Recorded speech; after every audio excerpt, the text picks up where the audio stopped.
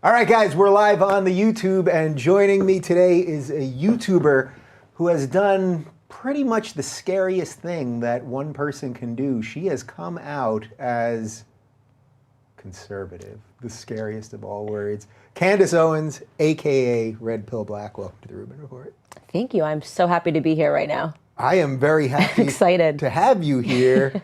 Should I be calling you Candace or Red Pill Black? How are we going to do this? I guess people are calling me Red Pill Black, so either or. You can call me Candace. Yeah. You said you were just walking down the street. Someone, there's Red Pill Black. Yeah, there's Red Pill Black. And I'm like, I'm Candace. But I'm glad it's catching. I like Red Pill Black, so. So before you were a YouTuber, which you're actually pretty new to, you went by Candace in the real world. I went by Candace, yeah. All right. Well, I feel like we're going to be on the level, so I'm going to go with Candace while we're sitting here. So you have a crazy story, an interesting evolution. You've suddenly caught fire, and you're doing pieces all over the place. You were on the Daily Wire this morning. I saw you on Jesse Waters. Was it this past weekend, right? Correct. Just a couple days ago. Saw a clip of that. You're bouncing around. You're making moves. Who is this Candace person? All right, let's just do some history for the people that don't know about you at all. I am, honestly, I'm just a girl that makes videos. The history is I grew up in Stamford, Connecticut. I went to school at the University of Rhode Island, pursued a degree in journalism, which is quite ironic. Whoa. Yeah. Someone that studied journalism that's trying to tell the truth? This is fascinating. Yeah, absolutely. After college, I was in a lot of student loan debt. You know, I came from a family that doesn't have any money whatsoever, and I had to just pay it back. So the smartest move for me was to go into finance. I hit the ground running in New York City, worked at a private equity firm for 4 years, left that firm and wanted to do my own anti-bullying startup thing that went really sideways when the left tried to do hit pieces on me during the election, and that was my red pill moment. Really? So wait, how did doing an anti-bullying thing get you caught up in the left? So I don't know if many people that watch this show are familiar with the Gamergate scandal. I certainly wasn't. I think most of my audience is familiar-ish, but like nobody fully gets it, I think. But feel free to take us down that road for a little bit. Yeah, so long story short, that whole scandal is built on a girl named Zoe Quinn who says that she was attacked by anonymous white men on the internet. And people were saying that that wasn't true, and she said that it was. And if they were anonymous, how did she know their skin color? I don't know. If you read the pieces in the media, it's fascinating, you know? Yeah. So I was doing an anti-bullying startup that I was really passionate about, and I got a phone call from her, and I put up basically a 3-minute video on Kickstarter teasing what we were going to do. And I said this one sentence, which was a figure of speech that I think set the alarms off. I said, what we're doing is figuratively lifting the masks up off of trolls. At the time, she was working at Twitter. She was working for Twitter for something called Crash Override Network, and I immediately received an inbox from her on Twitter saying she'd like to talk to me about and try to convince me that the project that I'm doing is bad, which is very interesting. Yeah. So she calls me up, and I have no idea who she is. I don't know what Gamergate is. I don't know what doxing means.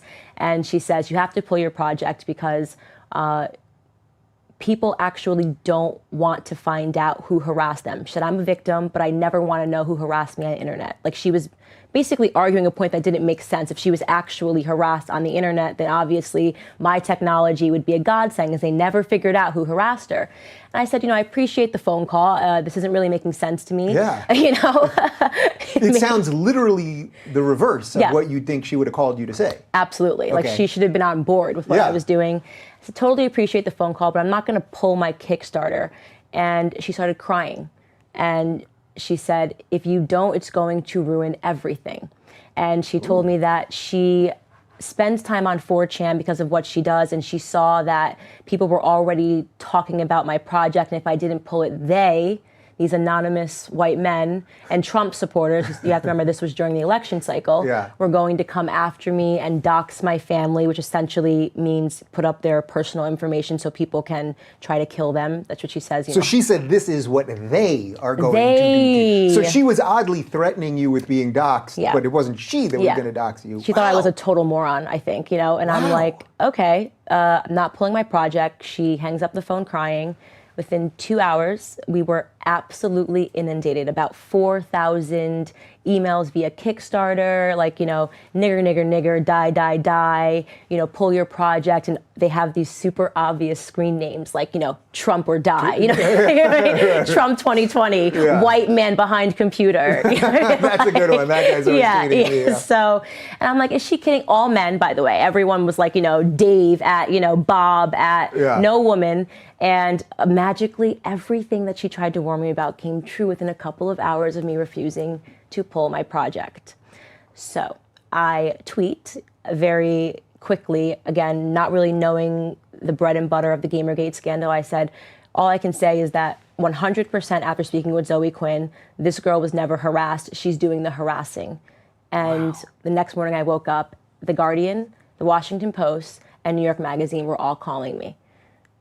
I was a nobody with a Kickstarter that was 3 minutes long. Yeah. Kickstarter pulled my project, and the next day, big media. And in my head, I'm thinking, journalism major, Washington Post, amazing. Yeah. Like, at that point, I considered myself a liberal, Democrat, if you will. And so I was like, great, I'm going to talk to them. I'm going to tell them about this girl. They're going to write the piece, I have a bad feeling where this is about to go. This is about to go completely sideways. Okay. So I speak to a person named Jesse Single, who works for New York Magazine, and he's like, yeah, I saw your tweets. He's not a fan of mine. No, he is a journalist hitman, as I like to call them. And he speaks to me, he's like, yeah, I saw your tweets. I just wanted to speak to you about what happened, super nice. Yeah, and I tell him everything. I'm like, yeah, Zoe called me up, open and shut case. Obviously, she told me to pull my project. I didn't, and then I got harassed. He instead writes this article, and the tone of it was essentially trying to gaslight me. Mm-hmm. Oh, she seemed like a nice girl, but she got dragged into this conspiracy theory. Zoe actually is a girl that was harassed, And at that point, I realized, oh my God, like the media is going to try to kill my project, and these journalists are absolutely lying. So the Washington Post called me, and I had the good sense to actually record it. I just turned on my camera and said, something fishy's here. And this girl was obvious. This girl, Caitlin Dewey, was asking me questions, and she was trying to figure out who was funding us. And her job, or her role, was to cut off the funding, cut off the legs of Social Autopsy so it could never see the light of day. And she started calling around, so I actually got a tip that she had already written the article and she was going to try to smear me. And I essentially went back and forth with the Washington Post. I had caught her in a lie via email versus what she said on the phone, and they pulled the article last second and told me I wasn't important enough to run it anyways when I threatened to sue them. Wow. Yeah.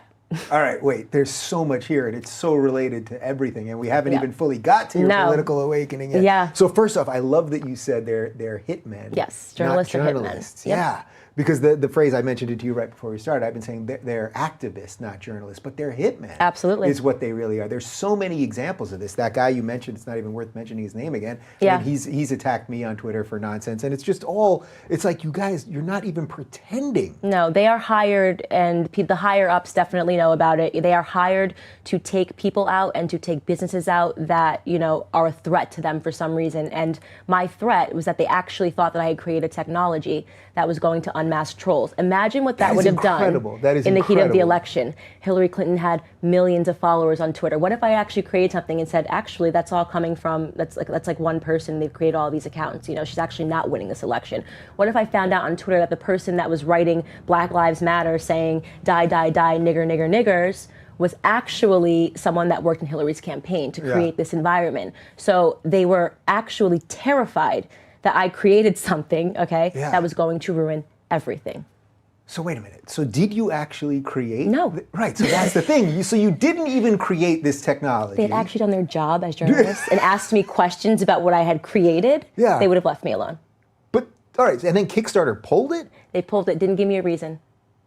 They just pulled the project off. An anti-bullying, and could you do anything that's more innocent or more PG? An anti-bullying, hey, we're raising money, we want to try out this, anti-bullying tech startup type thing. We had nothing but a splash page at that point. Yeah, all right. So, it's funny because hearing this, it all sounds incredible, and yet I've personally been part of some of this stuff. I've obviously sat across from people from Brett Weinstein and Colin Moriarty, people that have been through this monster. Right. This dishonest media, the craziness online, all of this stuff. So, okay, so this is all happening to you. When did you start piecing it together? Instantly. The second the Washington Post called me and Caitlin Dewey was trying to cut off the legs of the funding, I realized I had to go back and watch the Kickstarter and say, what did I say that set this off? And I realized it was that one line. They thought that I actually, and then her saying, you're going to ruin everything. I pieced it all together instantly, and I realized that my friends were my enemies, and my enemies were my friends, and the only people that covered the story extensively and accurately were the white nationalist Breitbart. Fascinating, right? These evil alt-right white racists covered a black girl who was trying to do a tech startup being attacked by the media. It's so interesting that she used the word everything. You're going to ruin everything. That's a really fascinating little play. Terrifying. And you know how sometimes one word can actually change everything? Yep. Can change everything. Yeah. One word, but you're going to ruin everything. Like, you would think that in her line of work and with all these people, they're always complaining about these trolls. Yep. You would have been handing them the golden ticket. Right. And I am convinced it's because they are running essentially an anti-marketing firm. Right? So they get people to go online and they can build people up or take them down, or they can get people fired up by pretending that they're white men, you know, and during the election cycle, that was needed. Man, you know, some of this, it's like, I try to deal with things in the most sort of real world way possible, and yet there's a conspiracy element to this, right? Like, and I'm sure you were dealing with that. Like, how far do I want to go down this, or where does this lead me? Terrifying. But yet I see real world examples of this all the time. Like, every now and again, I'll tweet something that might be remotely controversial, or it's usually a joke that someone just takes the wrong way. Right. But then I'll see someone will tell me to like go fuck myself or something, and then I'll look and it'll have 50 likes, the response. Now, none of those people follow me. They're all anonymous accounts. Right. And it's like, how did you even see that tweet in the first place? It's not even how Twitter works. Right. So we know that there is some shady shit here, and shady people, stuff happening. it's like, how do we piece all of this together? And think, she was working with Twitter at that time. Like, she was running the anti-harassment chapter at Twitter called Crash Override Network. So, Mamma mia. essentially, Twitter contacted me. Yeah, in effect. Okay, okay. So now you're waking up to this stuff. You realize it pretty quickly, which is actually a great credit to you, I think. Because I think a lot of people kind of see it, and then you either get scared or you're like, no, I must be doing something wrong or whatever. Okay, so you wake up to all this. How quickly did that jump to the way you thought about politics? Instantly. I mean, I became a conservative overnight. You know, I realized that liberals were actually the racists, that liberals were actually the trolls. And then at the very same time, you have to remember, this is April 2016. Trump is on the screen saying that the media is lying, that CNN is fake, that all of this, you know, it all began to resonate with me because I realized that everything he was saying was true. So I no longer bought into this idea when they were calling him a racist, a rapist, a white nationalist, everything. I bought none of it because I knew that the media hired hitmen, and they were doing the most ridiculous hit job on Donald Trump from start to finish of his campaign. Yeah, all right, so I want to put Trump aside for a second, but we will get back to Trump, but I'm just completely fascinated by your story. So, okay, so you get this now about the media, right? But so what changed within you politically when you say you went from being a liberal to a conservative? Like, did you change on economics or on abortion or weed or gay marriage or? You know, when I think back on it, I don't even know that I ever really was a liberal. I didn't care about politics. So you have to think about this. I'm just a girl that was trying to pay back my student loans. I wasn't involved in politics. I didn't really know what being a liberal meant, what being a conservative meant. I think at the end of the day, I was always a conservative. I'm pretty rational. I'm very fact-based. In terms of, I will always value, like, you know, economics above like social issues and that sort of thing, as I understand that should take a back seat, obviously. You don't want to become a third world country, you know. While screaming about pronouns. Exactly. So I think I was always a conservative, or more conservative in that regard, but I started really deeply considering politics, my positions on everything, because of that experience. Yeah. Where are you on the social stuff? I think specifically what? Well, like gay marriage or I support gay marriage, yeah. I support gay marriage. I'm not really sure about abortion. I don't really have a position on that just yet. I think through that a lot. I have so many people and friends that have been through it. Wow, look at you, a conservative, saying I don't have an answer on that. Yeah, I don't have an answer on that. I thought you guys are all supposed to be evil, rush to judgment, kind of. Yeah, no, I'm open, and I make it very clear to everyone that I'm still learning. I'm still developing. I don't want to be one of these people that sits down and pretends that I know absolutely everything, because I think that that's the problem. in the world right now, is that everyone is pretending to know everything and people aren't willing to learn. And if I can go from someone who thought that they were on the left to someone who is, I think, more centrist and more conservative in a matter of 365 days, then would do me a lot of good to continue to keep listening and to continue to keep growing. Yeah. I like the emphasis on listening there. That's it's nice and it's refreshing and it's real. I mean, that's the thing. So, okay, so all this happens now. You did a hilarious video about what it was like to come out to your parents. But when you started talking about this stuff publicly, or did you have a little period first where you were talking about it privately before you started doing the YouTube thing? Yeah, I mean, as you mentioned, it really was a very scary thing to go through, and it was terrifying. And you have to remember, I was a private citizen then. So when media does hit piece on you and you're a private citizen, that can ruin your entire life. You know, you can't go out and get jobs anymore because they naturally believe whatever they read. It seems incredibly controversial and people don't want to deal with controversy. So I literally took a year off to just kind of rebuild as a person. Like I was like shell shocked. And I knew that I wanted to enter in, and I had to. I felt like it was incumbent upon me that I understood this, this fascinating thing happened to me. I felt like it happened to me for a reason. So I wanted to sort of re-enter the market as someone who was more informed and who could potentially red pill other people. Yeah. And then, all right, so what happened? Like, so you tell your parents. Yeah. The video you did is great, but like, what kind of reaction did you get out of your parents? I really didn't sit them down and tell them. I've always been kind of a wild child. My parents, I've always had my own mind, my own thoughts. I've never been a person that like my parents would expect to have to sit them down and tell them anything. I do what I want to do. You know what I mean? Yeah. But what was fascinating is the reaction you get thinking more conservatively with your friends, right? Your liberal friends. They have no tolerance. They have no tolerance if you don't sip the liberal Kool-Aid, and they're aggressive and they're mean and they can say nasty things, and suddenly you hit them with a fact and they're under attack, So there was also a natural shedding of my friends because I couldn't bear to be around, people that were constantly in this state of victimhood, who didn't want to exchange ideas, who's, if you think that, then you're perpetuating rape culture. And I'm like, what? Because I don't think the judge of Brock Turner's case should get death threats. I'm now the perpetuator of rape culture. That's pretty aggressive, right? What about the type of things that they were saying to you based purely on your race, which, Coon. Yeah, instantly. If you are an African American or a black person, whatever you want to call it, and you think conservatively, you're instantly considered a traitor, an Uncle Tom, a coon. They don't want to hear anything that you have to say. So comes with the territory. I mentioned this to you right before we started, but I'm just going to repeat it real quick because I think it's worthy of repeating. But my friend David Webb, who's a SiriusXM guy and a Fox News contributor, the moment I realized how actually truly racist, not just the word racist, but truly racist so much of the left was I was on air at the Young Turks, and one of the hosts, we were watching a Fox News clip, and one of the hosts was talking about David Webb and saying, what a token black guy he is.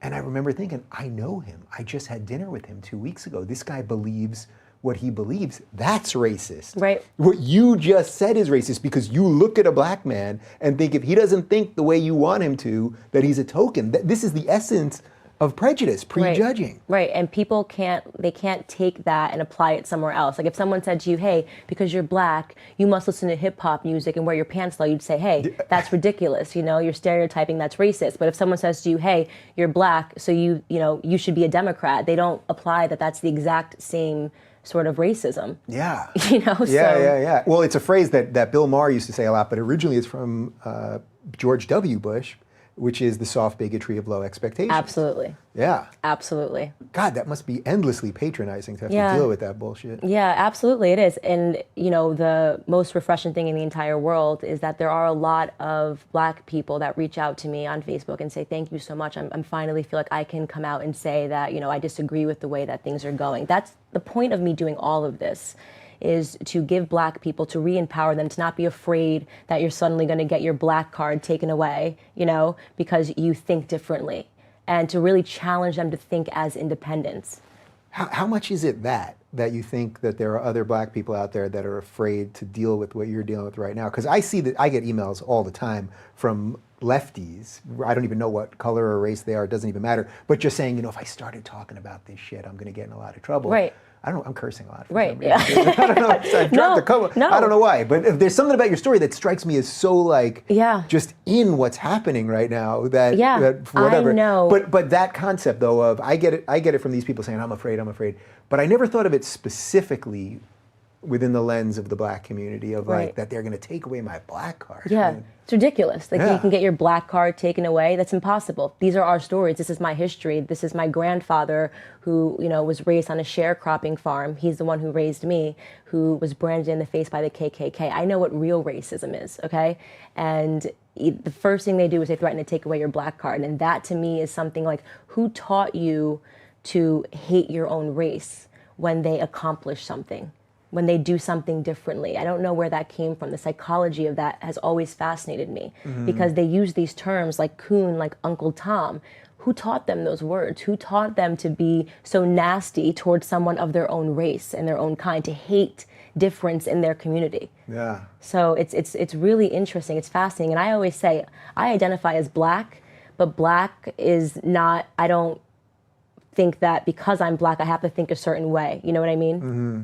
There's an odd position here also because in a weird way, if you just happened to be white and you were saying these things, then in a certain way, you'd probably get a little less traction in this, right? Right. Which is it's a reverse of identity. It's a reverse of identity politics. Right. And I know neither one of us want to play those things, Right. but it's even with me, being gay it's irrelevant in the scheme of things, but every now and again, I do use it to throw it in their face. Right. Like, oh, actually, maybe you guys are the homophobes Right. if gay people have to bow to everything that you gay say people all the time. but the gay people, you guys have a whole nother set of issues that definitely need to be addressed because I'm telling you, they're forcing you back into the closet. They're looping you in with issues that don't even make sense, right? Like, why the hell should a gay person have this, like, LBGT? How many letters are they going to stick on that? You know what I mean? Like, one is just who you're attracted to. Being trans has nothing to do with being gay or lesbian. But they make you, that's the brainwash, that's the groupthink. Well, if we gave you gay marriage, so now you better help trans people get into the military. What? Yeah. How did I get here? And then the second they don't eat, right, exactly. Wait.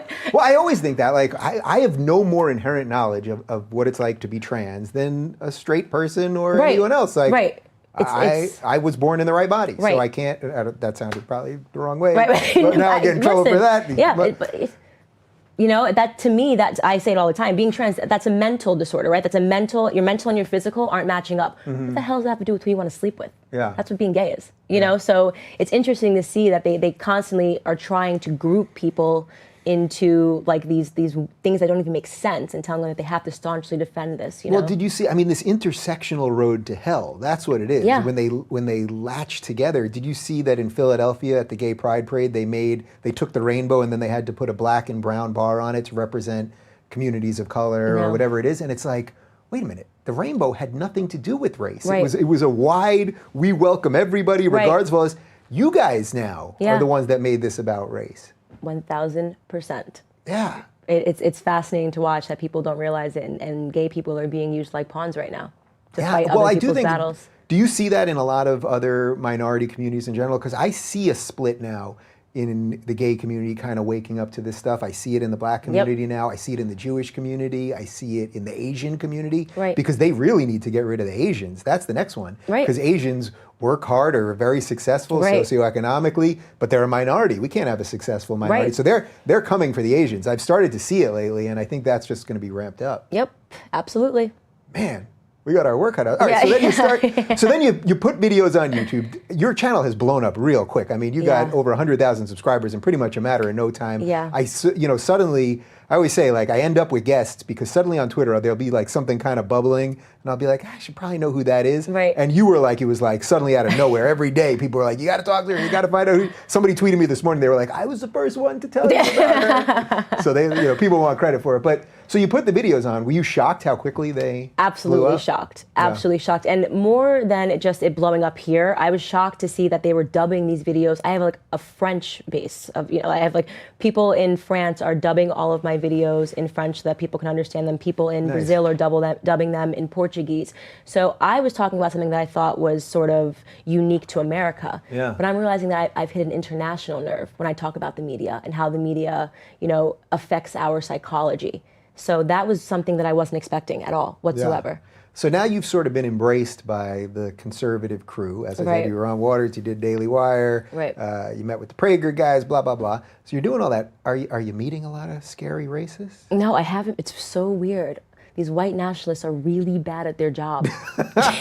Really bad at it, So what would you say to the average person that might say, well, wait a minute, she's diminishing the racism that exists or something like that? Like, they're the I hear ones that diminishing the word racist. It's a joke now. It's a joke. Everything's racist. Just because somebody thinks differently than you does not make them a racist, okay? And when you continually keep calling people racist, what you're actually doing is diminishing the experiences that real people that lived through eras like that actually had. Yeah. So, and it's upsetting. It really is, because the civil rights era was meaningful. Classic liberalism was meaningful. These things, we do need, liberalism in that regard, right? When something actually happens that you need people to step up to the plate and say, this is wrong, we need classic liberalism. Yeah. Should I do the sell job on classical liberalism to you? Or you just skipped over. You went right to conservative, but we could probably work it through. Right. Maybe that would be for gone. next. The movement's been hacked, and it's so many of these movements, they try to dress it up and rebrand it. This is liberalism. No, it's not. This is fascism. Yeah. You're saying that people have to think a certain way because of the color of their skin. Okay? That is absolute racism, in my opinion, to say that I can't think anything else than this or that because of the color of my skin. That's absurd. Yeah. It's absolutely absurd. You can't think this or that because you're gay. You have to always vote this way because you're gay. You have to vote this way because you're a woman. Hillary ran a campaign on being a woman. Yeah. Did you see the thing with yesterday? I think it was Michelle Obama saying it was the women that voted against Hillary voted against their own interest. It's like, Stop. they don't stop though. They don't stop. I hate feminism, so you can't even get me started on that route. And I mean, they don't stop. They just keep tripling down, doubling down, quadrupling down. Like, they're just like, we're just going to keep doing the same thing and see if it works. It didn't work, okay? It's not working. People are getting sick of it. People are getting pissed off. And people are abandoning liberalism.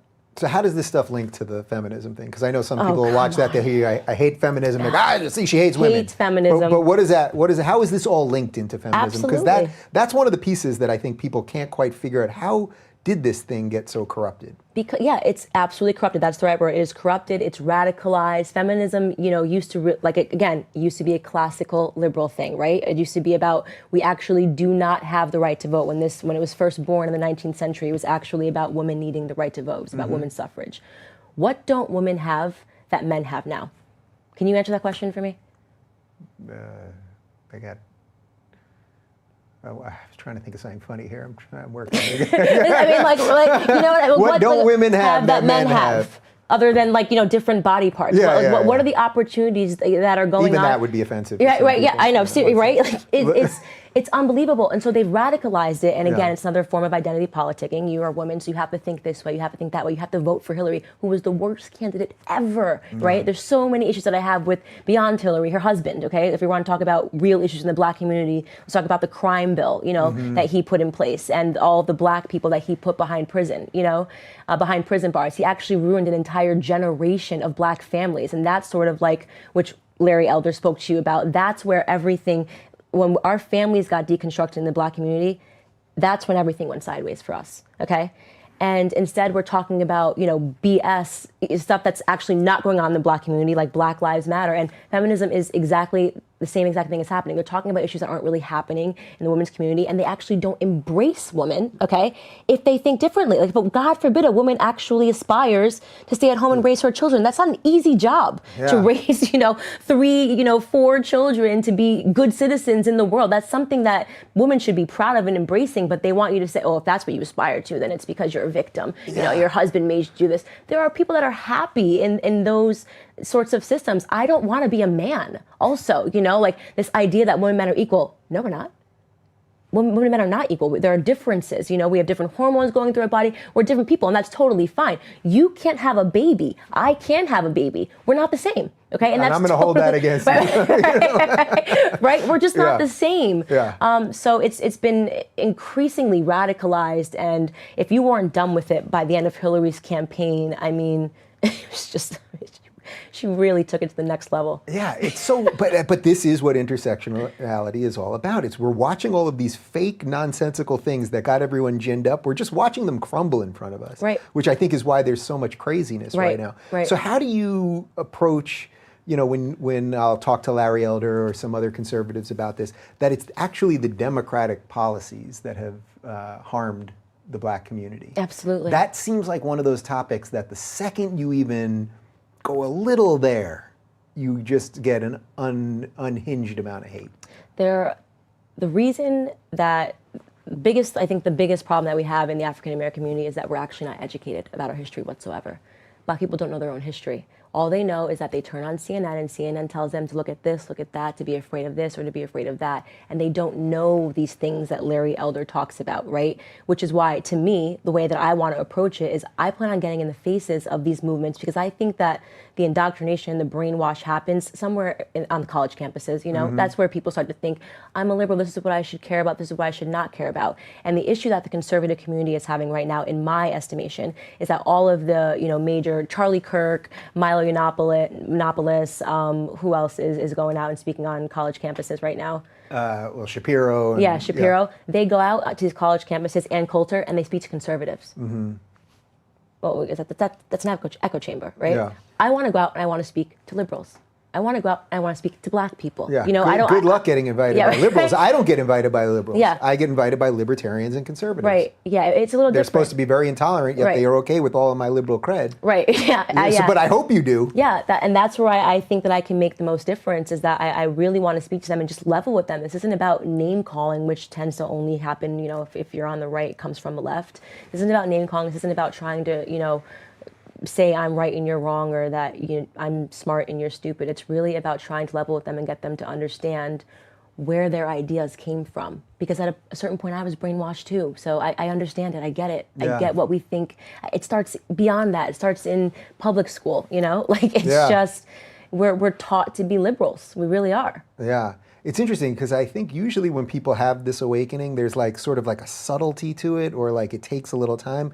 It's very obvious to me. Yours was just bam. Yeah. It just smacked you in the face like a truck hit you. Yeah. And then you just ran with it. Where I think a lot of people, and maybe this is a function of a little bit, I'm going to use a little identity politics here, maybe it's a little bit of white guilt. Yeah. That the average white person that's waking up to some of this stuff has been so guilted for so long to buy it. Right. That for you, you're it's me and my family. And for the white people, there's a guilt. Right. Guilt. Right. White guilt, that's fascinating. The people that are still liberals and they refuse to accept that I don't consider myself a victim. They need to be the superheroes, Yeah. You are a victim or you're a black white supremacist, which is Chelsea Handler recently. That pissed me off to no height. The idea that they're so far gone, leftists, they're so delusional that we've now gotten to a point where Chelsea Handler, a limousine liberal, right? Yeah. A limousine liberal thinks it's acceptable to start revoking black cards. You know what? I'll put it out right here. Here, I'm going to talk to the camera for a second. I'll put it out right here. Chelsea Handler, you are 100% welcome to come on this show. You'll debate her? Oh, 1,000%. We don't have to call it a debate. Yeah. Have a Candace, conversation with me. We'll have a conversation with you. I would be more than glad to do it. And you know what? I will donate all the proceeds. What, you got a charity you like? Should we let her pick the charity? Cycling to End Father Absence. It's a father absence charity that Done. I'm very we will passionate donate about. all the proceeds to that if she will do it. Yeah. And you know what? We'll donate all the proceeds and I'll throw in $1,000 over that. Thank you. I would love that. I would love that. Yeah. Somehow I suspect she's probably not going to bite on this. Yeah. Right. Because you never, they don't but truly want a conversation. I really mean that. It's not about. Yeah. It's not okay. What she did is not okay. And I was so upset about it because, like I said, these are our stories, right? I grew up around a dinner table where my grandfather told me what it was like to grow up in a segregated South, okay? Where my grandfather told me, what it was like for him when he was 5 years old, get up at 4 a.m. in the morning before it was too hot to lay out tobacco on a sharecropping farm. The idea that she thinks that she can look me in the face or look any black person in the face without knowing their history, without knowing anything about them and saying, well, because you think like a conservative, you're no longer black. I mean, it's the greatest insult ever. Like I was fuming when I heard that. And I'm not the biggest, Stacey Dash fan, whatever it is. But when I read her article, responding to that, I thought that Stacey was too classy. I thought it was too highbrow. She should have been angry, and every black person, whether you are a liberal, whether you're a conservative, whether you're left or you're right, should be outraged that woman did that. Yeah. Because it's not only offensive to your own existence, but you're right, it's about the history. Yeah. It's also why, I see all the time, you can go and if you look, I think there was that, someone did a study that Ben Shapiro gets more anti-Semitic tweets than like the top 10 next people combined. And, I've mentioned this many times, but I grew up around Holocaust survivors. I knew people that had the tattoos on their arms. Yeah. So if you say some nonsense to me online, it actually has no meaning because I know my history. Right. I know the history of my people. Right. I know what real pain is, Right. what going through a real genocide is. Right. So it's a dismissal of the history. Right. Imagine if someone said you're no longer Jewish because you know what, you like this. Yeah. Excuse me? Yeah. Excuse me? Like, how far gone are Hollywood liberals? Do they think that that's acceptable? Yeah.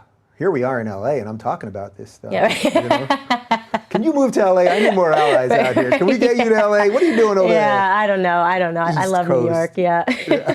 East Coast. All right, well, we should talk about the NFL take a knee thing because obviously that's what everyone's talking about. Right.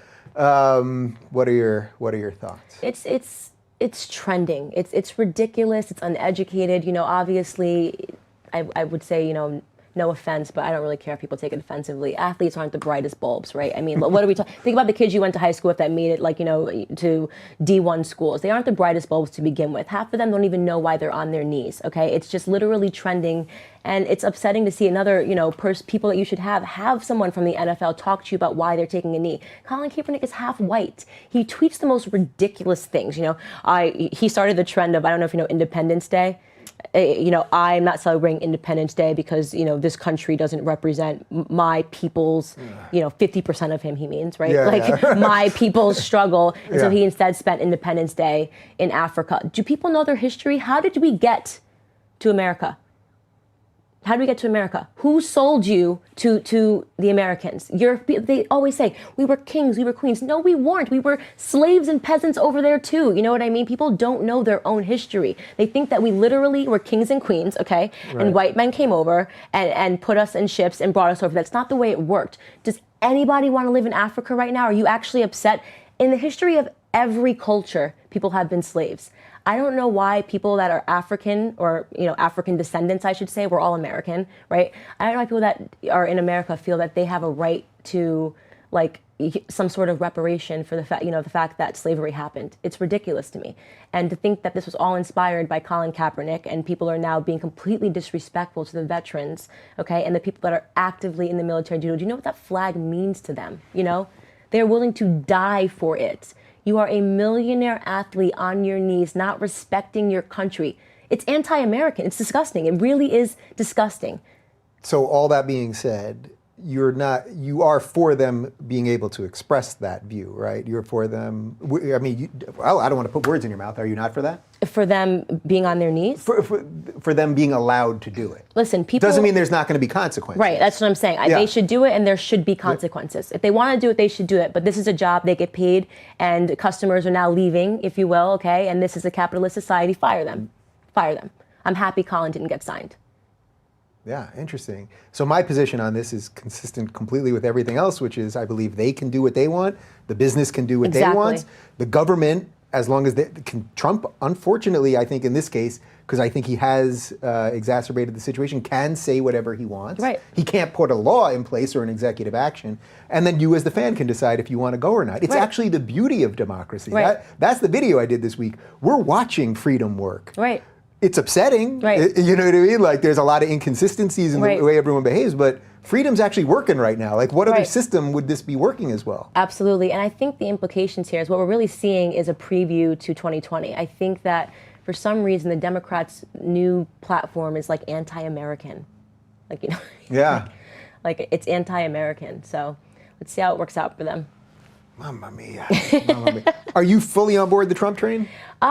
Listen, I like Trump. I did not vote for him, which is a common misconception. People think I voted for him. Nope. Alice was falling down the rabbit hole at that time, and I needed to learn. I had to relearn everything. It was like having to learn to walk and talk, and everything that you thought wasn't. And I like Trump because I like that he's not PC.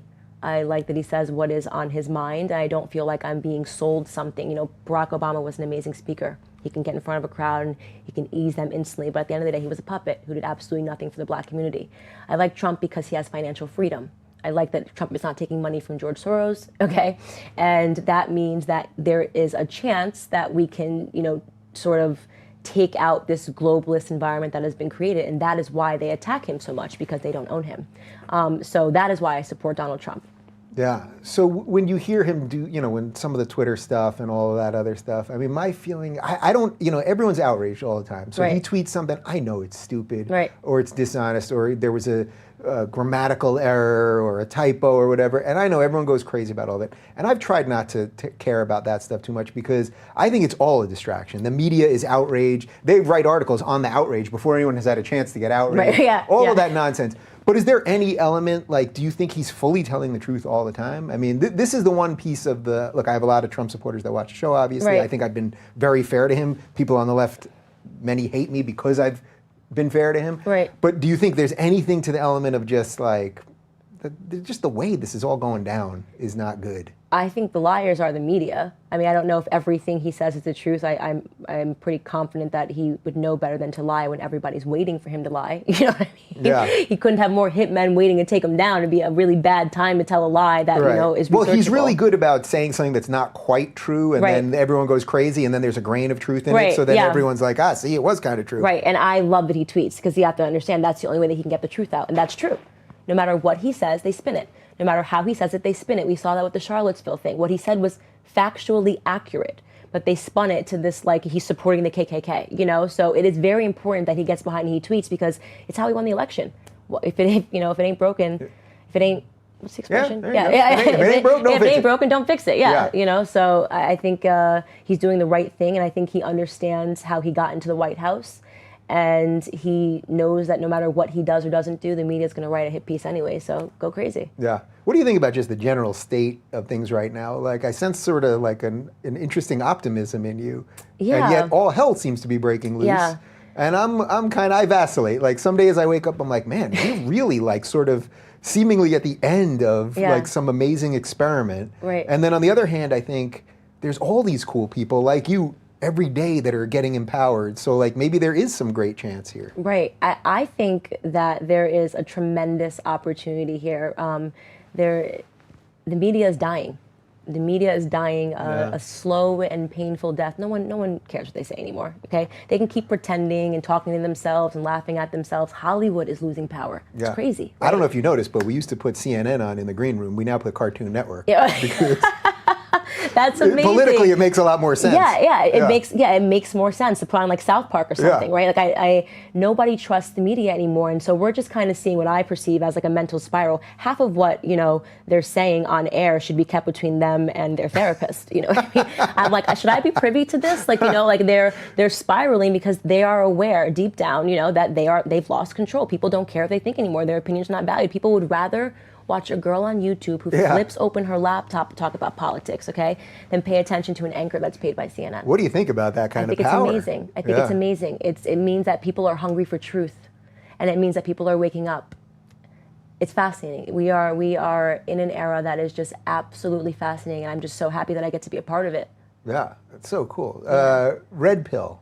I just want to talk about the phrase red pill, because I think it means different things to different people. Why did you choose that? Well, the Matrix, and so it was purely off the Matrix. Purely off the Matrix. And I don't know what else it could mean. I know that the left tried to take it and say that it was like that it somehow means some white supremacist. They're just lying. Another hit piece, another day, another hit piece. No, red pill. It's in the true essence of the Matrix, which is that once you start realizing how things actually work, right? Then you are a red pilled individual. So. And I just added the black because then you threw the black in there just because you could use that identity nonsense against them. And my goal is to wake up people in the black community, because we are the ones that are being used the most by Democrats. And like you said, they have built the systems that keep us down, and yet we keep supporting them. Yeah. All right, so here's what we're going to do. We're going to do about 10 more minutes, just the two of us. We're going to take like a 30-second break, and then you'll take questions from the good people out there, right? Absolutely, of course. With no rules? No rules. No rules. No rules. Live, unedited. All right, so about 10 more minutes. So, all right, so is anyone on the right these days doing right by the black community, do you think? If it is the Democratic policies and identity politics that's harming the black community, is anyone on the right addressing it properly? Yeah, they're all called coons.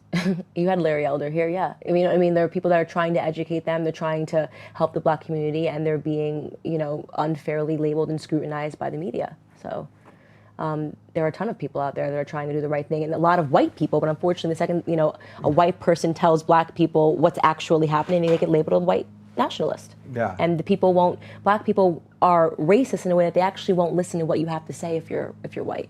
They just assume that, they have the upper hand in the conversation, because that's what the left has taught them, and it's all white privilege, and he doesn't know what he means, he doesn't know what he's saying, so dismiss him, he's a white supremacist. Are you shocked how quickly the white supremacist meme got out there? Like, it actually does show success, I think, in sort of what I've been fighting against for these last couple of years, because I kept mocking the words bigot and racist. Right. Because this is nonsense what you guys are doing. Right. So I almost feel like they've thrown those words out. Yeah. You don't hear anyone's called a bigot anymore. Right. You barely hear they're called a racist. Right. Now they're white supremacists. Everyone's a white So supremacist. we've actually, it does show that in a way we've shifted this thing where what's next? I mean, I don't know what what you got could after white supremacists? I don't know what could possibly be next. I really don't know. They're sucking the fun out of everything, like I said, and that, comedy's dying. To go back to the NFL thing, it's just like, geez, the left, I don't know if they sit around a table and come up with, what else can we take the fun out of? You know what I mean? Like, what else can we take the fun out of? That's what it feels like, right? Like, you don't want to watch football. You don't want to watch award shows anymore. Everything is about politics. Everyone wants to be a hero and say something for 5 seconds of an applause in their own echo chamber. Man, you're so right. Even the Emmys last week, I every other year in the last 5 or 7 years probably, I've live tweeted them. Who cares? You're live tweeting Emmys.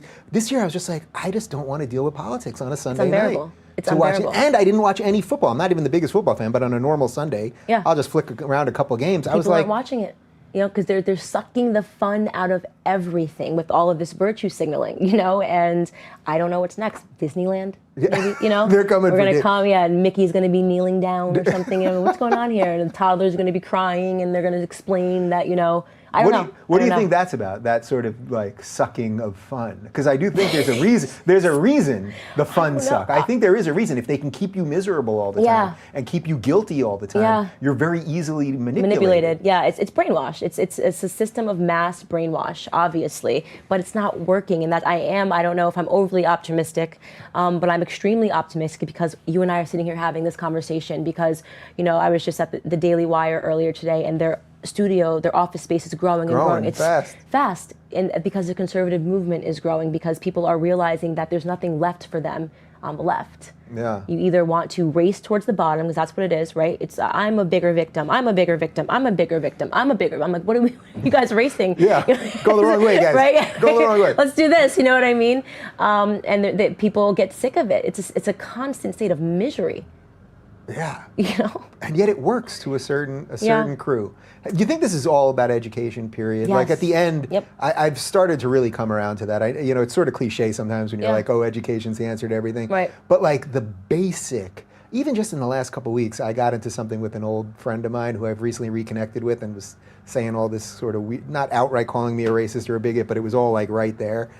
And I really just wanted to be like, you don't know anything about political philosophy or what the foundations of a government are, right? And I just I've gotten pretty good at just getting rid of these conversations and making sure it doesn't escalate, so I kind of let it go. But that's what I left with. If you don't understand what rights are, what the purpose of a society is, owning your own mental capacity and all that stuff, you're going to fall for any of this stuff. Well, listen, let's call it what it is. The majority of people from an IQ standpoint are stupid. So that's the quote from this. No, it's true. I mean, factually speaking, 80% of people, I don't know what the IQ range is, but they're actually not that intelligent, right? So that has been kind of the leftists, okay, well, let's just feed them stuff. They're not smart enough to think through it, and they'll fall for it. And so it's very easy to manipulate them, and they're just being brainwashed. Yeah.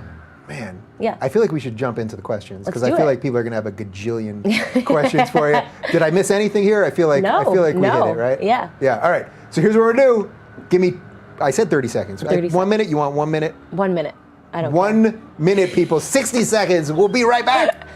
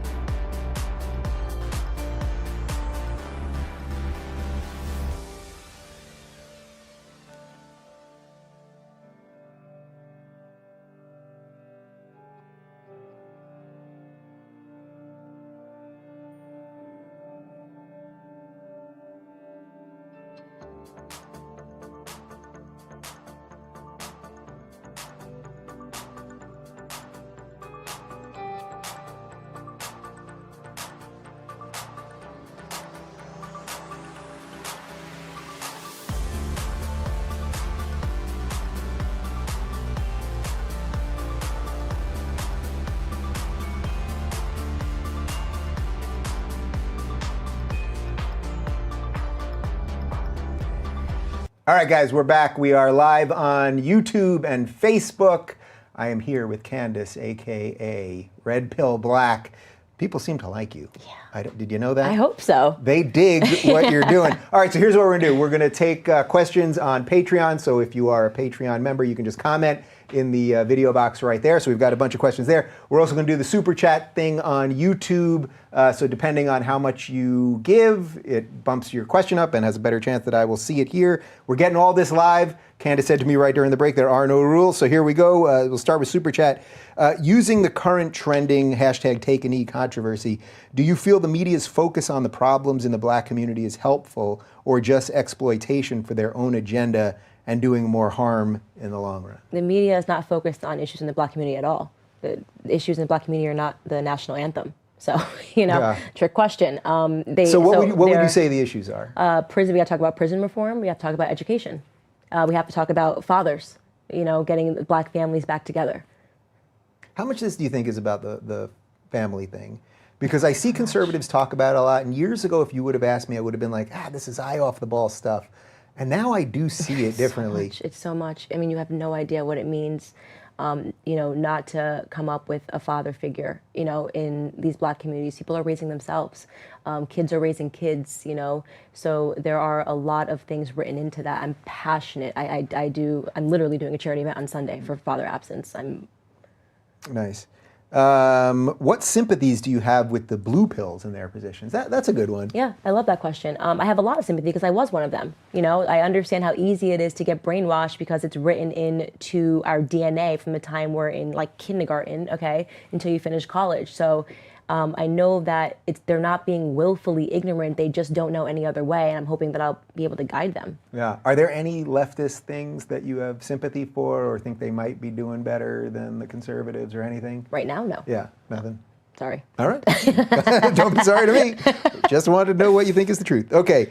I would love to see a brief exploration of whether classical liberalism would naturally be the path of Black Americans if the Democratic Party had not co-opted the process of freeing us all from bigotry in America. It's a great question because I think that most minority communities in general would completely identify with true classical liberalism. Of course they would. They did. Of course. But it's not here. Thoughts on the surveillance state? What's that? The NSA and spying and... yeah. I 1,000. Do I think what thoughts in what terms? Do I think it's actually happening? You want to go. Do you think it's necessary or? I definitely. I don't know. I don't know if you're allowed to take an I don't know here. Yeah, I'm going to take an I don't know. You. I don't want to say something without being, completely educated on the topics. And some of these things that people always say, is it a necessary evil, and I don't really know. Yeah. It's funny how everyone's going to suddenly want you to know everything about everything. You're like, I created a YouTube channel that grew pretty quick. Now I have to know everything. Yeah. I don't really know. I don't really have thoughts on that right now. Yeah. Wasn't Social Autopsy really shut down because trolls from 4chan and Kiwi Farms exposed security flaws and showed it's a doxer's dream? So some of that's going a little over my head. I can answer the question, yes, but you have to remember that Zoe was running that. She told me that she was on 4chan and all of this stuff. So they were the ones that were inundating Kickstarter and calling them. Kickstarter never gave me an explanation for it. They just said that it was pulled because it went against their policies, but they never, indicated which policy it was. Yeah, I mean, your story, I almost think, not that I like to bring the law into a lot of these things, but really in a way she was extorting you. Yeah. Is what she was doing. Yeah. You had a subtle conversation where she said, if you don't do this, right. It's sort of what CNN did with that meme maker. Yeah. Remember? Yeah. If you do this thing again, we're going to release your information. And Yep. she really did the same Yeah. thing. It kind of shows but you she did it behind anonymous trolls, so to ever, Oh, just the worst. Okay. All right, this is a kind of long one, so bear with me. This is from Patreon. I have trouble reconciling a lot of Trump's policies as outright racist or outright discriminatory, and the reaction from the fringe left activists has been enlightening, to say the least, about how fractured the party is. Is the net effect of this socio-political debacle a reformed, more rational, accountable left, or the formation of an independent party that manages to actually satisfy the needs of both sides of the aisle?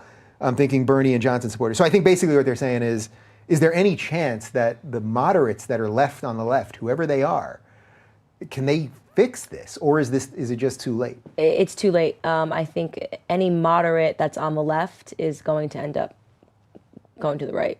It's unfixable. Yeah. Yeah, I tried. Yeah, I tried. I did what I could. Do you believe the war on drugs disproportionately affects the Black community? Yes, I do believe the war on drugs disproportionately affects the Black community. Yeah, so that might be somewhere where you'd have sympathies with a leftist position. Right. You have to because the left is more focused on reforming prisons. Right. Maybe not doing it in the right way, but they are more focused than the right. And I take a lot of issue with the war on drugs, period. I just think that it's an illness and we're not addressing it the right way. Putting people in prison that are addicted to drugs is just, it's beyond me when people, they're not themselves. And yeah, I have a lot of thoughts on that, but I agree. Yeah, it's just so crazy to me. And obviously we're here in California where it's medicinally legal, and I guess as of next calendar year it'll be recreationally legal. But that I used to, in New York, I'd get weed and that could be a crime. Where here I can literally walk 2 blocks away when we walk out of here, and I can get a joint at a store. Yeah, it's ridiculous. Yeah, it's pretty nuts. Okay, Super Chat. So much of the Black brainwashing takes place in Black churches. Once that's baked in from childhood, can the liberal stranglehold on the Black mind be broken en masse? That's interesting. Do you think that there's a connection to like a politicization of churches? I really don't know. Not religious at all. Yeah. So it's hard for me. I always try to pull from my personal experiences when I consider these questions, but I really don't know. I don't go to church, so. Okay, Super Chat. School choice, abolishing the minimum wage, and deregulating venture enterprise would do more for the Black community than any welfare program. Yep. The Black community has become subject to the state. I mean, this is the Larry Elder stuff that you're talking absolutely. about. I agree. So how do you do that, though? I know you're not a policy expert specifically, but like, so if you've had a group of people, forgetting color, but you've had any group of people on welfare for so long, how do you just flip the switch? Because you do it. You just do it. You just do it. Okay. Put their backs against a wall and watch people fight. Okay. People are not going to say, "Oh, well, it's gone. I guess I'm never going to eat ever again." You know, you know what I mean? People. This is the problem: is that they become reliant on it because it's there. Yeah. You know what I'm saying? If it's not there, they will come up with other solutions. That's called being a human being. We are naturally survivors. Well said. All right, let's jump over to Facebook. Let us know how to support her. So they want to know how to support you. We'll get to that. And I want to see you stick around and continue to do your work. Great interview. How can people support you? I'm on Patreon. So if I can siphon money from you on Patreon, yeah. If you're donating, I'm just kidding. You guys Patreon.com, Red Pill Black. Yeah. Okay. What do you think about millions of young Americans on psychiatric drugs is the reason that so many are brainwashed? Again, I know you're not an expert in some of this stuff, but... I'm sorry, can you repeat that? That so many young Americans are on psychiatric drugs. Don't even know. I am passionately against psychiatric drugs, passionately. I mean, if people are, and when I say that, I mean that we are just overprescribed. It's unbelievable. Your kid can't focus, so he's got ADD, so you give him a pill. No. Maybe he's not interested in reading a math book. You know, right. You know, he'd rather be outside playing. You know what I mean? Like that's not like a focus. It's you're focused on what you care about. You know, if you're interested in something, you're going to be focused on it naturally. So a lot of that stuff, it scares me. Yeah, that the age is just going down and down and down in terms of what they're willing to give children. I mean, that is like a scary and a whole other topic. You know, Xanax to combat sadness, which is like a natural state of being a human being. You know, you're sad sometimes, you're happy sometimes. And, you know, my friend put it to me really well in college. She said, if you can answer the question as to why you're sad, you don't need a pill. If you're just, if me and you were sitting here right now, I just break down crying for no reason, something might be a little wrong. You know, there might be some, something going on there that I need to like consult a psychiatrist about. If I'm crying, hysterically and under my covers because my mom died, okay, I don't need a Xanax pill. Mm-hmm. I have to deal with being a human being. Yeah. So you know how that stuff, it's so obvious to me how it affects the brain. Now, I'm not saying there aren't legit reasons to be on some of that stuff for sure, and a certain amount of people need a certain amount of help. Right. But there was about a 6-month period when I was on one of those, I don't even remember what it was called, like Celexa or something, right. I don't know, about 6 months. And a friend of mine died, and a very good friend of mine from childhood, and I was with my whole family. We all were very, very close with him. And everyone else was hysterical crying, and I felt nothing. That's exactly what it does to people. It doesn't make you feel happy, it doesn't make you feel sad, it just makes you exist. Yeah. And that's terrifying. And then I literally, so they tell you to get off these things, you should, the way you're supposed to do it is you'd wean yourself off, like maybe every other day, then every other third day or whatever it is. I just went off, I just didn't know that, and I was just like, I'm not taking this anymore, I'm not even telling the doctor, blah, blah, blah.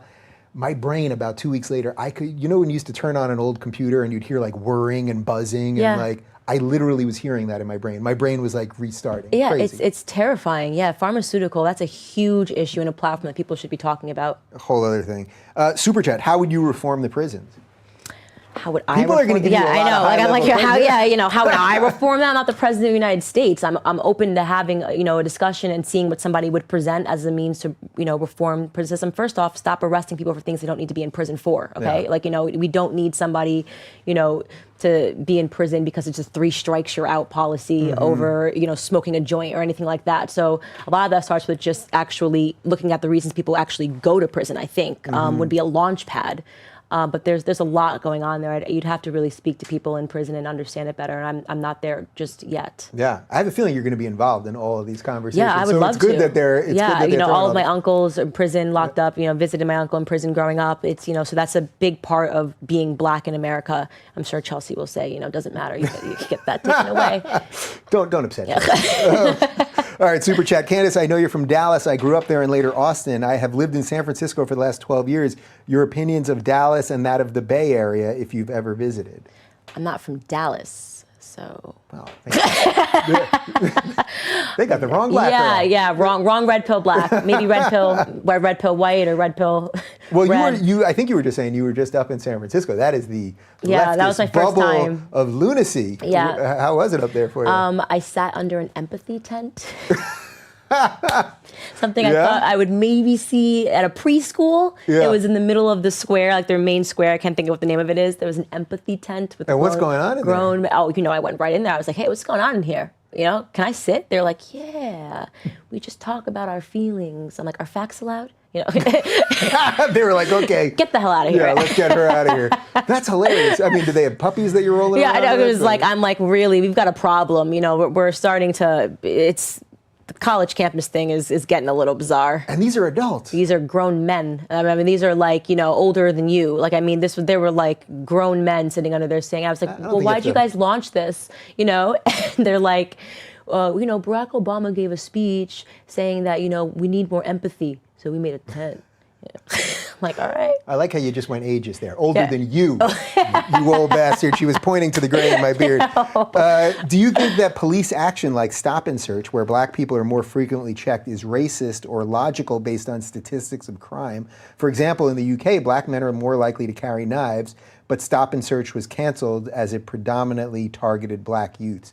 So it's a good question, because this is one of the ones where they see that it generally does work in lowering crime, and yet there could be a racial element to it. And some people would argue they're overtly racial. I don't think that it was intended to be racist, and as you saw, that like you said, there were positive effects to it because it is real. But just imagine the other side of that, which is being a black person and getting stopped for no reason other than the fact that you're black. Like that's not cool. You can't just walk down the street and be like, well, in this area, black people normally do this, and because you're black, we're going to stop you. So I can see it's violating. It doesn't feel good to just be, could be you because you're black. Yes, it is true what he's talking about from a statistical standpoint. Black people do commit, these crimes, and that's something that can't be ignored. But I'm not sure that like creating, a policy of profiling based off of that really works. Yeah.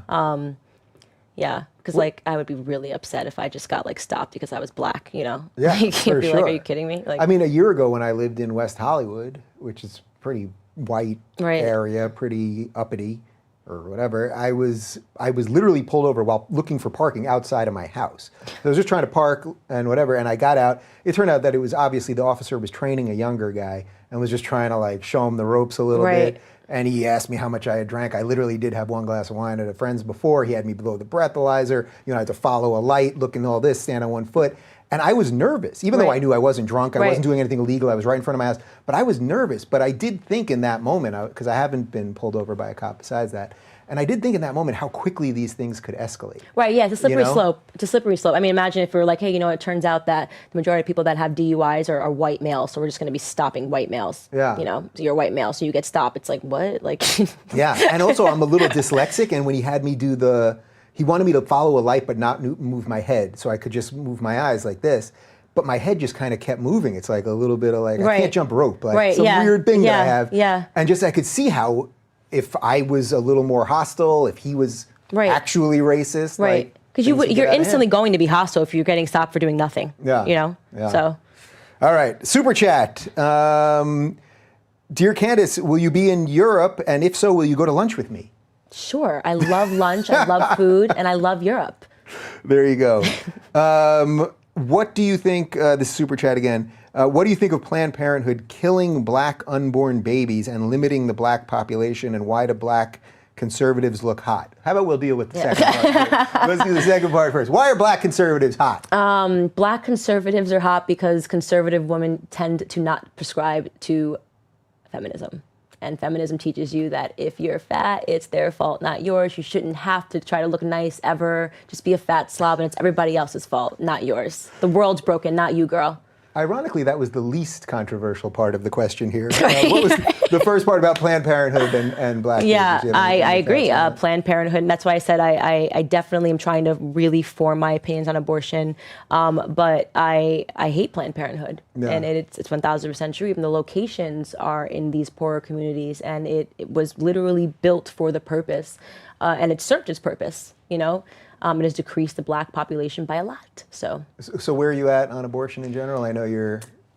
I'm going to wait before I'm ready to talk about where I stand on that, because I don't want to back myself into a corner and not be able to backpedal while I'm still, Yeah. But I have a lot of conversations with people, and I am careful not to take a position, but when I do, it'll be a firm one. Yeah, it's one of those ones where I think you can have a totally principled position from both sides. Right. So I happen to be pro-choice. I've heard Ben Shapiro's arguments on pro-life, sitting in that very chair, and I think they're perfectly principled, and that's what being an American's all about. Right. We're going to disagree on these things, and I mean, I think it was like marketing even. Like, I think abortion is really just about population control. You know what I mean? Like, you know, so I don't really buy into this whole, it's about pro-choice. It's just what they've convinced you. It's about pro-choice, you know. That's some serious red pill right there. Right, you know. She's snorting the red pill now. All right, guys, reminder, what are we doing here? We're taking questions with Candace on Patreon. It's all loaded right in the chat right there. And on Super Chat, we'll take a couple on Facebook as well. Let's roll. Well, a few people have asked something to this effect.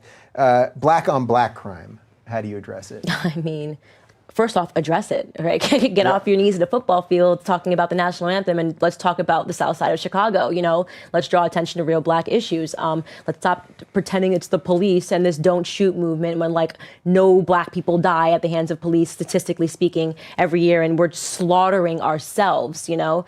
It's insane. It's absolutely insane. And I think the first part is actually addressing it. Black people stop pretending that the biggest threat to the black community are the KKK in Charlottesville or, you know, white police officers shooting black people. We have to actually talk about the issues first before we can come up with solutions. Is the inherent problem, though, that the cries of racism and bigotry and all that have just effectively silenced the people that should be allies to this? You know what I mean? Like some people that are just like, I don't even want to deal with this. Right. So I'm just not going to say anything. Right. Absolutely. Absolutely. Yeah. You got to work on those people. Yeah. Get cracking. What are you doing here with me? Come on. Get moving. How did Candace see the light / what opened her eyes to the truth? You already addressed that, so we'll let that one go. Patreon, are you equally as scared of the language morphing process we have to dance around concerning groups like Antifa? I have friends who believe they're actually anti-fascists, despite their actions directly conflicting with the concept of fascism. Many of my friends buy into the rhetoric and buzzwords used to prescribe their political enemies. Words like feminism, equality, racism, and privilege seem to have been toxically infected with the definitions that make conversations about these issues even more touchy. This whole question has sort of been a through line to everything we're talking. But what do you think about that? Just the words, the way we're using words backwards these days? It's sloppy. They don't even realize it's in most situations which he mentioned, it's counterintuitive to everything that the movement once represented, right? What classic liberalism versus liberalism, classic feminism versus what feminism is today. These movements have been hijacked. And people don't realize it because they really don't even know how these movements started. They don't really know history at all, you know? They just think they're doing something. It feels good because CNN tells them they're doing the right thing, you know? Which is amazing to see. You know, Trevor Noah, be outraged, be outraged. You know, no one sees Trevor Noah in the audience at Black Lives Matter protests. No, he's walking around New York, you know, like swanky penthouse, you know, the puppet, another puppet. He's you know? doing okay. He's exactly. Well, that's the thing. For me, I just hate how it's killed comedy. Like, I just hate how these people are just screaming all day long and they don't care about evidence. I saw all of these people last week with Betsy DeVos flipping the Title IX thing. And all these comedians screaming about how Trump's pro-rape and they're all pro-rape. And it's like, actually, Title IX, the way it was being instituted was actually harming young men who were completely innocent and was creating a way around due process and against the Constitution. You can't get through. You can't, they like I said, they're just not educated. And like you said, it's killed comedy. Nothing's funny anymore. I don't know how many times they can say the same joke before they realize that only they and their friends are laughing. And man, they're going to kill comedy, kill sports, and then everyone will be tuning into you on YouTube. So, exactly. It's fine. It'll work itself out. You have a favorite book? I read a lot. I don't know if I have a favorite book. Nothing favorite? All right, I'll take it. You did sort of answer this one, but maybe you can go on it a little bit more. Do you think there is a bigotry of low expectations? Of course there's a bigotry of low expectations. They've somehow convinced the African American community, black community, whatever you want to call it, to argue, you know, to say that they need help. We need help. No, don't take that away. We can't do it by ourselves. There's no way we can do it by ourselves. You take that away, we'll have nothing. That's so sad. It's sad to me that they don't think that they can make it on their own, you know? And that is the bigotry of low expectations. And again, all we have to do is inject a little bit of education, because when you actually sit down and teach them, most people that are on Section 8 have bigger fish to fry than, like they actually don't even know what they're accepting when they take it. They just know that they're pregnant, they're going to have a baby, and they have mouths to feed, right? And this person's going to give them a check. That's the extent of their knowledge in terms of what they're accepting. Yeah. And people need to actually explain to them. There's no one explaining to them what Section 8 is at Section 8. You know, you know what I mean? Right. Yeah, do you understand the implications here? If it's not something you want to be on, it's something that is going to be generational, because it encourages you not to get married. It encourages you to have more children, and you can never have more. It's just, you're just always under. So again, starts with education. Why does it feel like the race discussion are boiled down to white versus black, while Hispanics are only mentioned when it comes to immigration, and Asians are out of the conversation entirely by the left? That is a great question. And also, am I the only person that knows like mixed kids? Like, these poor people are like, what the hell am I gonna do? Right? Yeah, I'm half white, half black. I'm half Spanish. Am I the only person? Like again, is Candace Owens in a bubble? Am I the only person that has tons of friends that are mixed? Yeah. It's a joke. They literally have boiled it down to there's only white or black. Pick one. Yeah. It's crazy. It's delusional. Do you buy what I was saying earlier about the Asian community? That's the next one for them to turn on. It has to be. It has to be. You're right. They go after it. They're doing too well. Yeah, they're doing too well. So you have to take them down. Yep. And the more of this fake diversity stuff that you force through, who's it going to hurt? It's actually going to hurt the Asians. Right. The Asians that are working hard, that deserve the same equality that everybody else deserves. What do you think of affirmative action? I think I know your answer already, but is there any merit to any of it at any level? No, get rid of it. No, absolutely not. I think that there are things that, if we're talking about just letting someone into a school because they're black, affirmative action, there are definitely things that I think would be great in terms of establishing more scholarships for black people, or encouraging them. Like, again, a lot of the stuff starts at home. These kids go to school in high school tired because they're raising their baby sister when their mom's, trying to work at night. That's really what goes on in black communities. Affirmative action, it's an insult. It's an insult. I can't get in based on my own merit. We have all the resources to get in based off of our own merit. We don't need help. And also, by the way, it's counterintuitive to capitalism and affirmative action. It doesn't even make sense. Like, imagine if we just started hiring people based off of political correctness. Like, we need 3 black guys. He's not the smartest guy here at Goldman Sachs, but you know what I mean? Like, there's a global market happening. We hire the best. Yeah. We want the best, the best, the best, the best, the best. Well, I always think of it in terms of think about it just in terms of a doctor or airline pilot. Don't think about it just in terms of You're right. Of the ditch digger, although perfectly nice guy too. But could you imagine? Your doctor at the end of the day, forgetting race. Yeah. Do you want your doctor to be the best educated and most equipped to deal with the surgery you're going to deal with, or do you want somebody that's skated by? Perfect analogy. It's a perfect analogy. Yeah.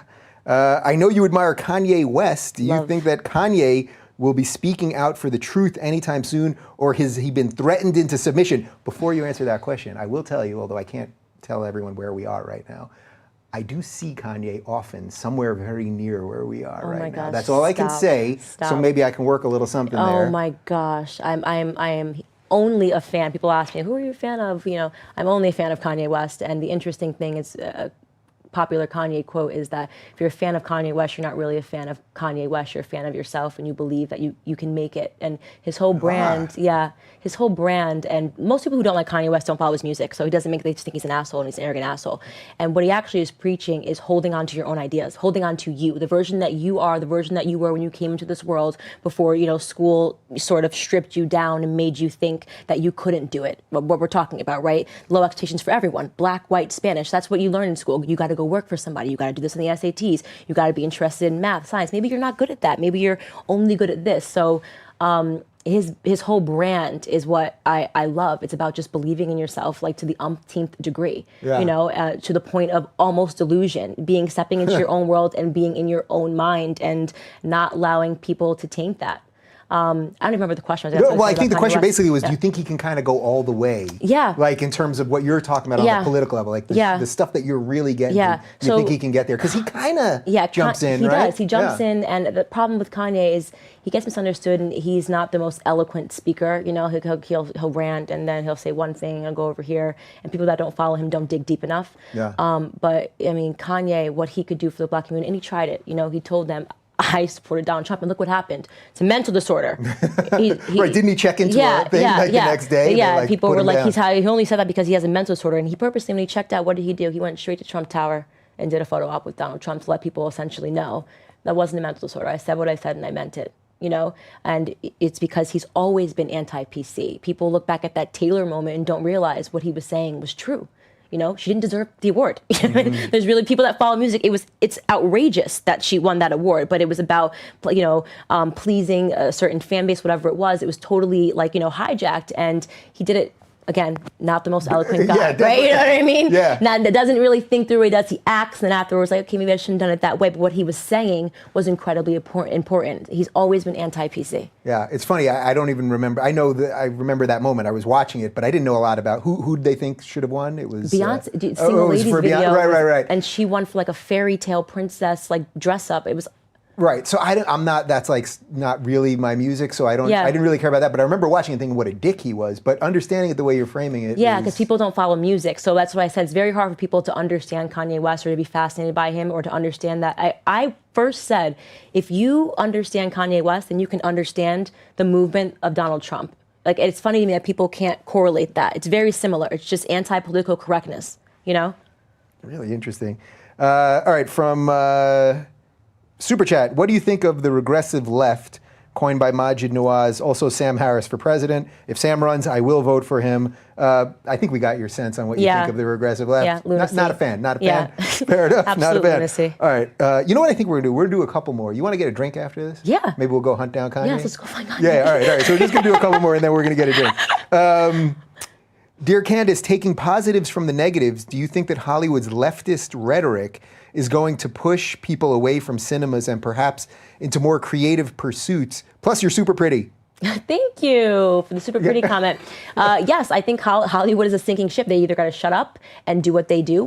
We want to see them act and sing bad, You know what I mean? That's it, Yeah. I said in a video, but the extent of me watching the VMAs, the dumbest reasons that I don't care about what your personal opinions are, and stop speaking down to the rest of the world, I think they're a sinking ship. I don't know what other creative fields. Well, YouTube and just do your own thing. Yeah, do your own thing. Yeah. It's funny. I always think it's so funny. People want to get their morals from Hollywood or morals from sports. Yeah. That's just an industry. Yeah, that would be like saying, ridiculous. I want to get my morals from the garbage industry. It makes no sense. It just doesn't make sense. Yeah. They have a product. Yeah. They want people to buy that Exactly. product. Why would you get your morals from Hollywood? I got to get my morals from the pet industry. It just doesn't make sense. All right, couple more. As a black conservative, are you ready to experience black on black racism a la Aunt Candace, which is a hilarious display of racism?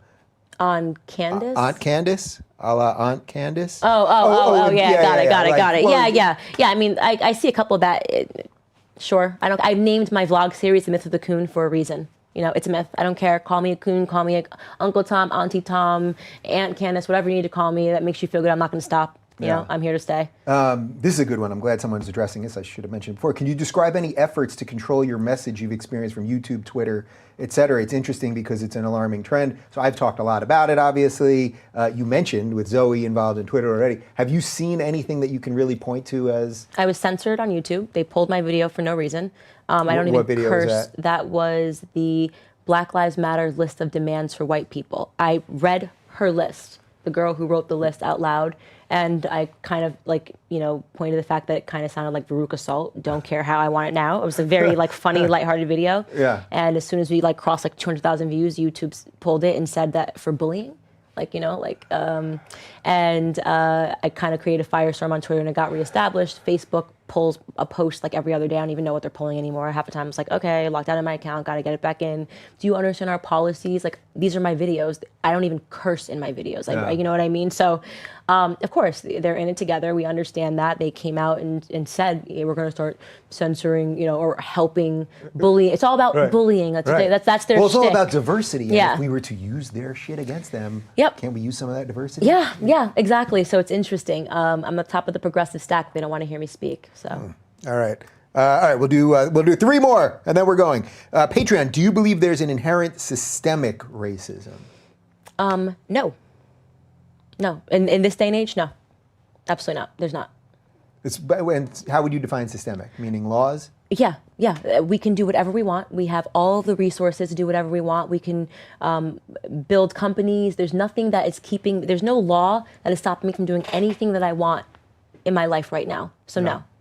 Fair enough. All right, 2 more. And by the way, will you stick around? We'll do a rapid fire Patreon exclusive with you. All right, cool. This is Super Chat. Between the core principles of democracy and republicanism, which do you subscribe to most? Is it better to abandon a movement once it's been hijacked, or do everything you can take it back? I think the second half of that is more interesting, because I think we're both sort of in that position. Like, I tried. I really did try. And now I just don't believe in what the modern left is. Yeah, you can't. You have to just jump ship. And especially right now, it's just absolutely insane. I mean, there's no way one person, 100 of you couldn't do it, you know? Yeah. Are you getting any outreach from people on the left going, I kind of get it? Or is it? Yeah, actually, I have fans that inbox me and say, you know, I would love to have someone to speak to. I feel like this is getting crazy. My friends are, you know, getting increasingly, you know, more terrifying.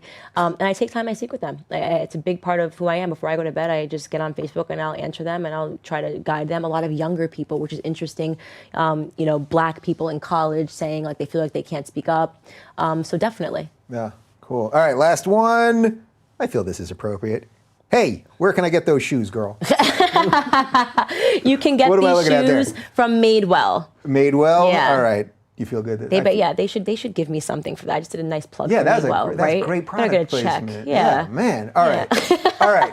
Thank you so much. I'm so glad we did this. I'm so happy. I'm not kidding. You want to go hunt down Kanye? Yeah, let's go find Kanye. Let's go find Kanye. All right. Candace and I are going to go find Kanye West. But if you want more with her, we're going to do a Patreon exclusive rapid fire, which will be, it's exclusive, so it'll be on Patreon only. I thank you. I mean, it's so obvious to me. You're going to be like a rising star in this space, and we need allies wherever they are. Absolutely. And, thank you for having me. You're clear, and like you're saying your truth. I love it. Thank you so much. I'm absolutely honored to be here. Yeah, cool, awesome. All right, so we're going to do that, and then if you see anything weird about Kanye in the news tonight, it was probably well, that's pretty 50-50. Scale Spence. It's me. All right, thanks for watching, guys.